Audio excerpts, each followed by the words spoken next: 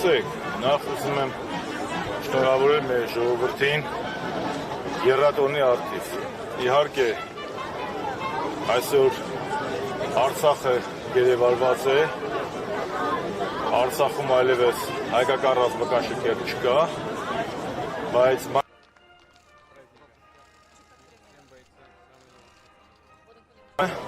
առնվազն վերջին 3 տասնամյակում երրորդ հանրապետության տարեգրության մեջ նշվելու է որպես եռատոն, որպես հայնական մեծ պատերազմում հաղթանակ, որին մասնակցել են հայ ժողովրդի կես միլիոնից ավելի ներկայացուցիչներ, նրանցից 114 արժանացել են Խորհրդային Միության հերոսի, 26 արժանացել են 3 աշճանի ամբողջական փառքի իշխանանշանակիրներ են, 5 մարշալ են տվել, որոնցից մեկը ծովակալ, բազմաթիվ գեներալներ, ազգային դիվիզիաներից միայն հայկականն էր, որ Թամանյանը 89-րդը, որ մասնակցեց Բեռլինի ազատագրման, Արցախի նվերսաֆարանի գլխավորությամբ, եւ բնականաբար Բեռլինի գրավողների ժառանգները, թողները 92 թվականի մայիսի 9-ին ազատագրեցին հայկական Շուշին։ Ինչ պետք է ասեն կապիտուլյանտները, Զարա ջան։ Ասում են, որ եռատոն չկա, օրինակ Արմեն Գրիգորյանը շնչում։ Դե եթե Արմեն Գրիգորյանն ու իր աշեֆը եռատոնը մսխել են, Արցախը նվիրել են Ադրբեջանին, ինչ եք ուզում իրանցից։ Ես պարզապես զարմանում եմ, որ իրենք այսօրով անամոթության շքերթ են կազմակերպում եւ նույնիսկ գալիս են այստեղ, որովհետեւ ձեր նշած անձի եւ ԿՊԱ-ական ոչ խմբակը Նիկոլի գլխավորությամբ արեց այնպես, որ այսօր մենք եռատոնը նշում ենք մրմուրը մեր սրտում, որովհետև, կրկնում եմ, եռատոնի գլխավոր խորհրդանիշներից մեկը Արցախի բանակի ստեղծումն էր եւ Շուշի ազատագրումը։ Իսկ Նիկոլ Փաշինյանը Պրագայում ճանաչել Արցախն Ադրբեջանի կազմում, իսկ հիմա բոլորին մեղադրում է դրա մեջ, բայց պատմության մեջ ես ասել եմ, որ ինքը մնալու է որպես կապիտուլյանտ եւ Արցախ հանձնող։ Դրա մասին ոչ միայն մենք ենք ասում նրա անդիմախոսները, այլ նաև իր սիրելի եվրոպական պաշտոնյաներից մեկը Ժոզեփ Բորելը, որն ասել է, որ Նիկոլ Փաշինյանը առաջին հայ ղեկավարն է, ով ուղղակիորեն ճանաչել է Արցախ-Ադրբեջանի կազմում։ Պարոն Շարվազան, ամեն դեպքում Փաշինյանը դեռ իշխանության է եւ այլ ընտրանքը, որն է սպահին եւ արդյոք այն օրակարգերը, որ հիմա առաջ են բերվել, մի մասնավորի իմպիչմենտի օրակարգը հնարավոր կդարձնի ձեր կողմից բարձրացված խնդրի լուծումը։ Զարա ջան, եթե մի բան սահմանության մեջ գրված է, տեսականորեն կա, ուրեմն կա շանս, որ գործնականում էլ իրականանա։ Մեկ տարի առաջ այսօրը մեզնից շատերը չէին պատկերացնում, որ հանրապետության հրապարակը կլցվի։ Ես կարող եմ ֆիքսել, որ մեկ տարի հետո հայրենասեր, ազգային արժեքներով ապրող մարդիկ ավելի են բազմացել ու շատացել կամ դարձի եկել կամ գիտակցությանը ավելի է հստակեցվել։ Պետք է չհանձնվենք, ամենակարևորը հավատարիմ մնանք եռատոնի գաղափարին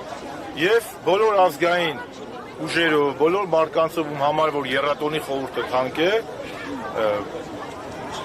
ռեսուրսներ հավաքագրել, ճիշտ ծրագիր իրագործել եւ իրականացնել այն քայլերը, որից մեզից պահանջում է մեր հայրենիքի շահը։ Նիկոլ Փաշինյանն այսօր Մոսկվայում է, սա դուք ինչպես կմեկնաբանեք, որպես բազմաթիվ մեկնաբանություններ կամ Որակ ինչպես մեկնաբանեմ, ասեք մեկնաբանեմ։ Ձեր մեկնաբանությունը դարձի շրջանը սյուր։ Ոչ, Նիկոլ Փաշինյանը Մոսկվան արդյունքներին չի հավատում, սա մեկ։ Երկրորդը Նիկոլ Փաշինյանը այնքան որ վնաս հասցրել է հայ-ռուսական հարաբերությունների, մեկ էլ այդքան վնաս հասցրել է Արցախին ու Հայաստանին։ Ինչու է գնացել այնտեղ, որովհետև լավ չի կողմնորոշվում ուկրաինական ճգնաժամն ինչպես է ավարտվելու։ Հիմա հենց հասկանա, որ ուկրաինական ճգնաժամը Ռուսաստանի հաղթանակով, էլի մենք